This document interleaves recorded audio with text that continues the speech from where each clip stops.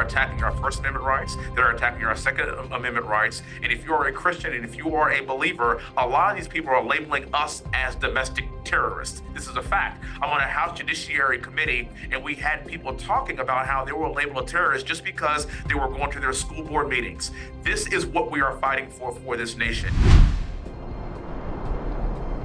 Welcome to Stakelbeck Tonight. I'm Erick Stakelbeck, and another one just bit the dust. Thank you, Israel. You have done the world a favor by eliminating Hamas leader Yahya Sinwar. He was a bloodthirsty, demonic terrorist who masterminded the October 7th massacre, the slaughter of 1,200 innocent Israelis, men, women, children, the elderly, Holocaust survivors. Their blood was on Sinwar's hands. This was a truly evil man who'd helped brainwash generations of young Gazans into the Hamas death cult. And now he resides in hell alongside dozens of other murderous Hamas and Hezbollah terror leaders that Israel has taken out over the past year. The Israel Defense Forces confirmed on Thursday that they had killed Sinwar in Gaza after a long manhunt. The man who orchestrated the October 7th massacre signed his own death warrant on that fateful day. His crowning achievement led to his own downfall, and it was a miserable, pathetic end. Sinwar was wounded in a firefight with IDF soldiers in Rafah and then hid in a half-ruined building covered in dust and utterly defeated. He tossed a stick at the Israeli drone that tracked him in one last show of desperation before an IDF tank destroyed the building with him inside. It was biblical justice. Those who curse Israel will be cursed. Let it be a lesson to all the Israel haters everywhere that when you come against the apple of God's eye, it never ends well. Here's Israeli Prime Minister Benjamin Netanyahu getting biblical as he announced Sinwar's death. היום שוב הבהרנו מה קורה לאלה שפוגעים בנו. היום שוב הראינו לעולם את ניצחון הטוב על הרע. כדברי דוד המלך, ארדפה אויביי ואשמידם, ולא אשוב עד כלותם. אזרחי ישראל, אנחנו במלחמת התקומה. אתגרים גדולים עוד לפנינו. אנו נדרשים לאורך רוח, לאחדות השורות, לאומץ לב, לעמידה איתנה. יחד נלחם, ובעזרת השם, יחד ננצח. Folks, Israel is winning. Hamas has been mostly crushed, its leadership decimated. The same goes for Hezbollah in Lebanon. While it's still dangerous, all of its top leaders have been killed and its ranks are in disarray. Then there's the head of the snake, Iran. With its terror proxies now on the ropes, never has the wicked Iranian regime been more vulnerable than it is right now. Bottom line, Israel is taking care of business. But it bears mentioning that none of this would have happened if Bibi Netanyahu had listened to Western leaders led by the Biden-Harris administration. They wailed and gnashed their teeth over the prospect of Israel invading Lebanon and taking out Hezbollah. They've also tried to restrain Israel from taking significant action against Iran. And then there is Gaza. Yahya Sinwar was killed in Rafah. It was Hamas's last stronghold, yet the Biden-Harris bunch spent months pressuring Israel to not enter Rafah and to agree to a ceasefire that would have left Hamas alive to fight another day. Remember this? We have been clear in multiple conversations and in every way that any major military operation in Rafah would be a huge mistake. Let me tell you something. I have studied the maps. There's nowhere for those folks to go. Never fear, Kamala has studied the maps. And here's Joe Biden threatening to withhold arms from Israel over Rafah. Take a look. If they go into Rafah, I'm not supplying the weapons that have been used historically to deal with Rafah. Folks, if Bibi Netanyahu had caved into these threats from the White House, Israel would have never entered Rafah, which means Yahya Sinwar would very likely still be alive, surrounded by dozens of Israeli hostages and planning more terror. Number one, let's pray hard that his demise makes it more likely that those remaining hostages are released. And number two, that America stands with Israel as it fights evil forces that want all of us dead. Coming up, we're joined by a U.S. Congressman who's doing exactly that and who's fighting for America and our kids at this crucial moment in history. And it all starts now. He has served our nation honorably, both on the battlefield and now on Capitol Hill. Congressman Wesley Hunt served 8 years in the U.S. Army as an Apache helicopter pilot, including a combat deployment to Iraq. Now, as a congressman representing the great state of Texas, he's fighting a battle that's every bit as important for the soul of America. He's a strong conservative voice serving on the House Judiciary, Natural Resources, and Small Business Committees, and he joins us now to break down the state of play in what is the most important election in American history. Congressman Hunt, great to have you with us, and I don't think that's an understatement. This truly is the most important election in U.S. history, and Congressman, the problem there is some 40 million Christians, it's hard to believe, did not vote in 2020, and 15 million weren't even registered to vote. As someone who fought for our country, who fought to preserve the freedom, the right to vote, what do you say to people about the urgency of voting in this election?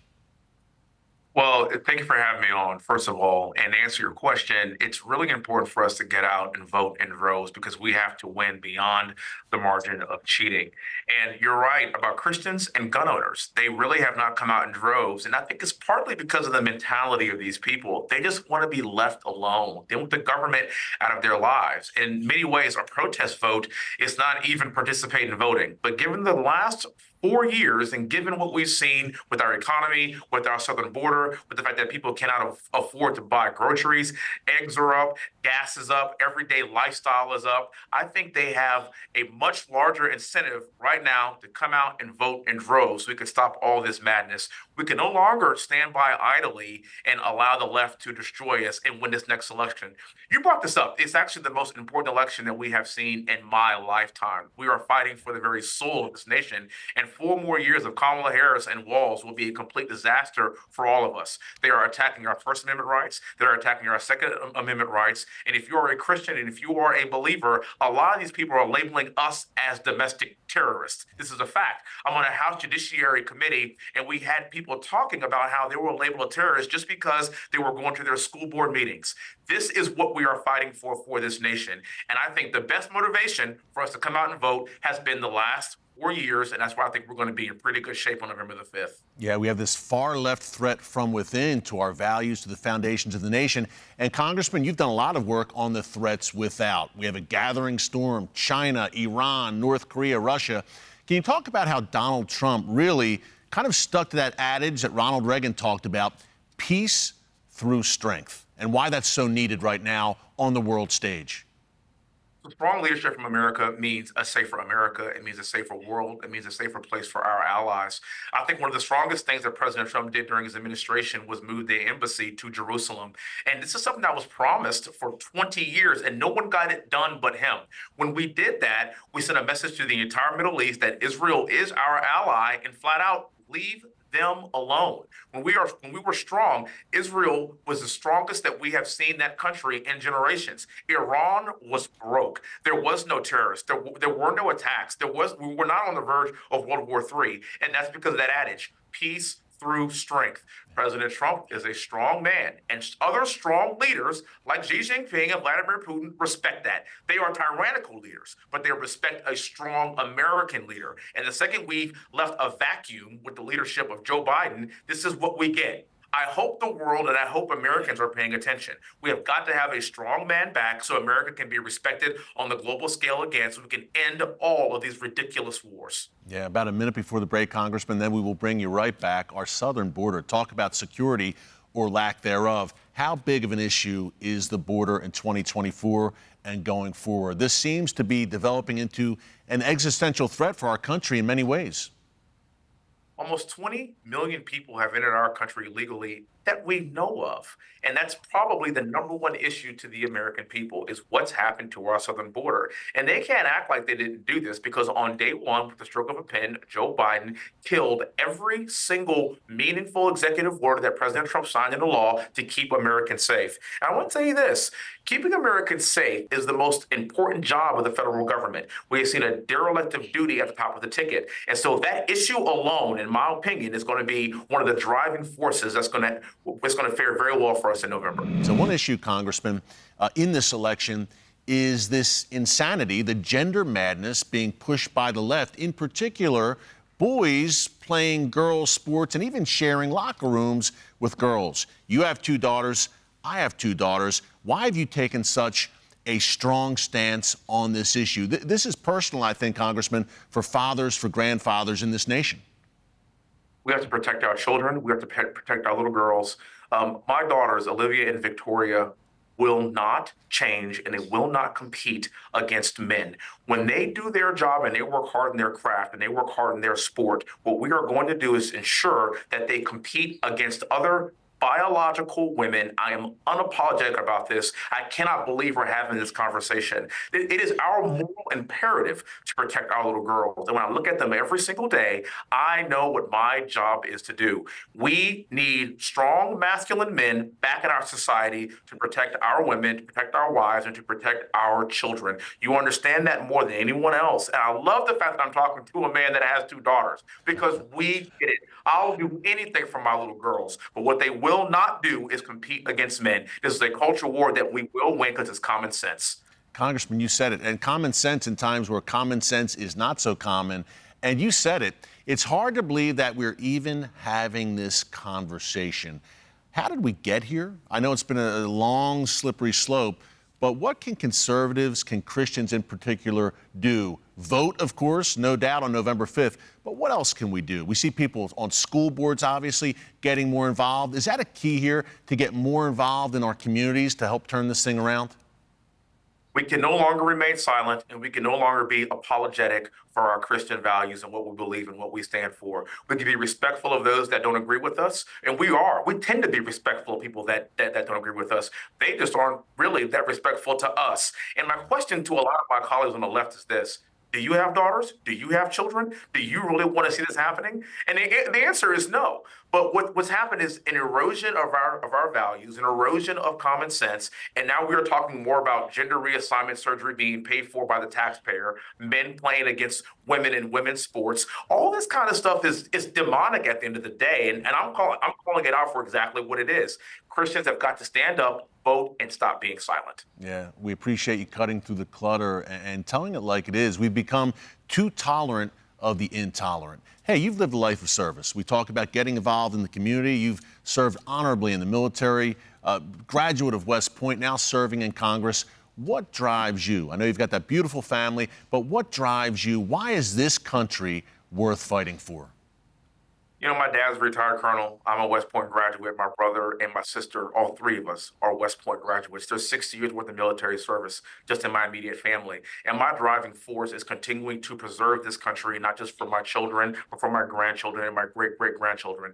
I spend a lot of time away from my family, and sometimes it can be very tough. But what I want to do in 20 years is look at Victoria, Olivia, and Willie and say, I missed some things, but I missed them because I wanted to make America great and make America better for you and your future. And it's worth fighting for. This country is worth fighting for. We live in the greatest country in the world because people are willing to fight and die for it. We should never forget this. And most importantly, we should never allow their sacrifice to be forlorn. We have to wake up every single day and honor those that pay the ultimate sacrifice for us to live in the greatest country in the world. Amen, Congressman. Well said. And just the last point here, Joe Biden said recently that no Americans have died in wars under his watch. And yet I seem to recall earlier this year, 3 Americans being killed in Jordan due to an Iranian-backed attack. What did you make of those comments from President Biden?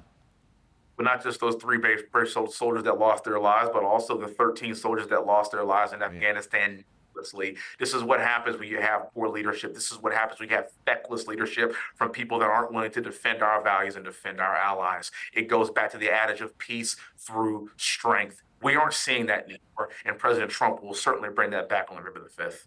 Yeah, they say weak men create hard times. Congressman Wesley Hunt, you are anything but. Thank you for your strong stand for America and everything you're doing. God bless, Congressman. We'll see you again soon. Stakelbeck Tonight, my all-new nightly series on current events through a bold biblical lens. Make sure you hit the subscribe button so you never miss an upload, and tap the bell icon so you're notified every time a new video is posted. And don't forget to share your thoughts, insights, and comments below. Thanks for watching, and God bless.